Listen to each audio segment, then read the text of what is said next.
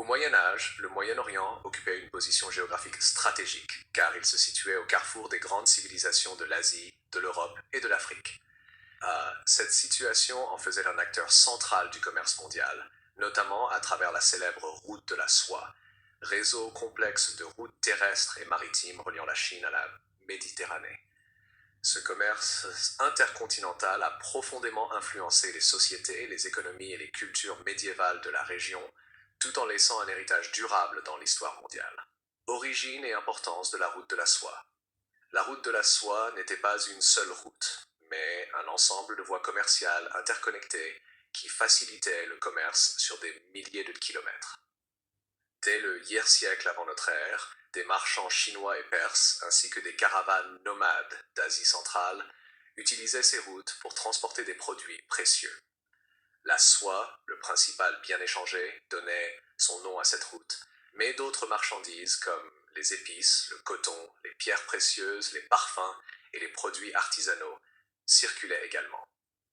Au Moyen Âge, avec l'essor de l'Empire abbasside à Bagdad, 750-1258, le Moyen-Orient devint un centre majeur de commerce et de culture. Les califes abbassides favorisaient le commerce en garantissant la sécurité des routes et en développant des infrastructures telles que des caravansérails, lieux d'hébergement et de stockage pour les marchands et leurs caravanes. Ces mesures permettaient de fluidifier les échanges et d'augmenter le volume des marchandises transitant par la région. Les villes et carrefours commerciaux. Plusieurs villes médiévales du Moyen-Orient jouaient un rôle central dans la route de la soie. Bagdad, en tant que capitale des Abbassides, était un centre névralgique de commerce, de culture et de savoir. Les bazars de Bagdad étaient réputés pour la diversité de leurs produits, allant des tissus précieux aux parfums, en passant par des manuscrits et des objets de luxe. Damas et Alep, en Syrie, constituaient des carrefours stratégiques reliant la Méditerranée à l'Asie centrale. Les ports méditerranéens comme Alexandrie en Égypte ou Acre en Palestine permettaient quant à eux le transfert des marchandises vers l'Europe. Ces villes prospères combinaient l'activité commerciale, l'artisanat et la culture urbaine, créant un réseau de villes interconnectées qui favorisait le développement économique et social. Les produits échangés. La route de la soie médiévale transportait une grande variété de produits. La soie, symbole de luxe et de pouvoir, provenait principalement de Chine et était très prisée en Perse, dans le monde arabe et en Europe. Les épices, notamment la cannelle, le poivre et le clou de girofle, provenaient de l'Inde et des îles de la Sonde et jouaient un rôle central dans la cuisine, la médecine et la parfumerie. Les pierres précieuses et les métaux précieux circulaient également, en particulier l'or, l'argent et le lapis lazuli. Les produits agricoles comme le coton, le riz et les dattes étaient échangés en grande quantité, ainsi que des objets artisanaux tels que la céramique, le verre, les tapis et les bijoux. Ces échanges ne se limitaient pas aux biens matériels. Des savoirs, des idées religieuses, des technologies et des techniques artistiques circulaient également le long des routes commerciales. Les acteurs du commerce. Le commerce médiéval au Moyen-Orient était animé par divers acteurs. Les marchands persans et arabes jouaient un rôle central, utilisant leur connaissance des langues, des cultures et des routes pour négocier efficacement. Les marchands chinois, notamment ceux originaires de Shangan et de Canton, apportaient des produits de luxe tels que la soie et la porcelaine. Les nomades d'Asie centrale, comme les Turcs et les Mongols, assuraient la sécurité et la logistique des caravanes à travers les zones désertiques et montagneuses.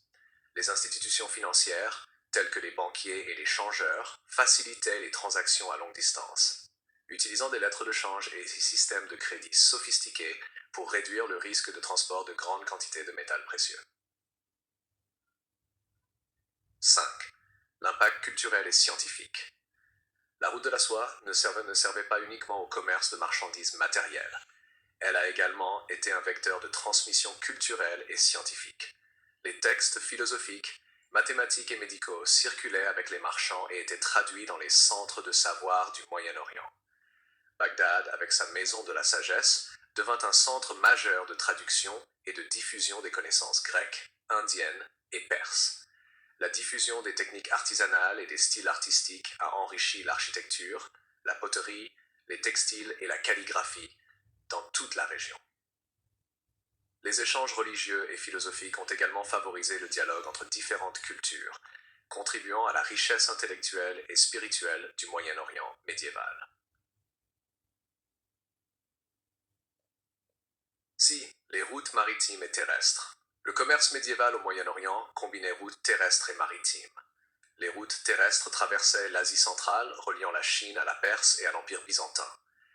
Ces routes traversaient des zones désertiques, comme le désert de Gobi, et des chaînes montagneuses, comme le Pamir, nécessitant des caravanes organisées et des infrastructures adaptées. Les routes maritimes, en particulier celles reliant l'Inde, le golfe Persique et la Méditerranée, complétaient le réseau commercial. Les ports comme Ormuz et Aden permettaient le transbordement des marchandises, tandis que les vents saisonniers de l'océan Indien étaient utilisés par les marchands pour planifier leur voyage. Cette combinaison de routes terrestres et maritimes garantissait une circulation continue des biens malgré les difficultés géographiques et climatiques. 7. Les défis du commerce. Le commerce au Moyen-Orient médiéval n'était pas exempt de difficultés. Les conflits politiques, les invasions et la piraterie représentaient des menaces constantes pour les caravanes et les navires marchands. Les conditions climatiques, les déserts arides et les montagnes imposaient des contraintes logistiques importantes. Pour pallier ces obstacles, des réseaux de sécurité et de coopération entre marchands, autorités locales et nomades furent mis en place. Les caravanes voyageaient souvent en groupe pour se protéger, et des contrats commerciaux précis garantissaient les droits et les obligations des parties. Ces mécanismes favorisaient la confiance et la stabilité du commerce à longue distance. Héritage et influence. L'impact de la route de la soie sur le Moyen-Orient médiéval est immense. Elle a contribué à l'essor économique des villes, à la diffusion de la culture et des connaissances, et au développement de réseaux financiers et commerciaux sophistiqués. Les échanges ont favorisé la cosmopolitisation des sociétés médiévales, en mettant en contact des peuples, des langues et des religions différentes. L'influence de ce commerce est perceptible dans les arts, la science, la cuisine et les pratiques commerciales contemporaines. La route de la soie a également préparé le terrain pour les futures explorations européennes et les échanges mondiaux de la période moderne, en reliant des marchés distants et en créant une interconnexion durable entre l'Est et l'Ouest. Conclusion.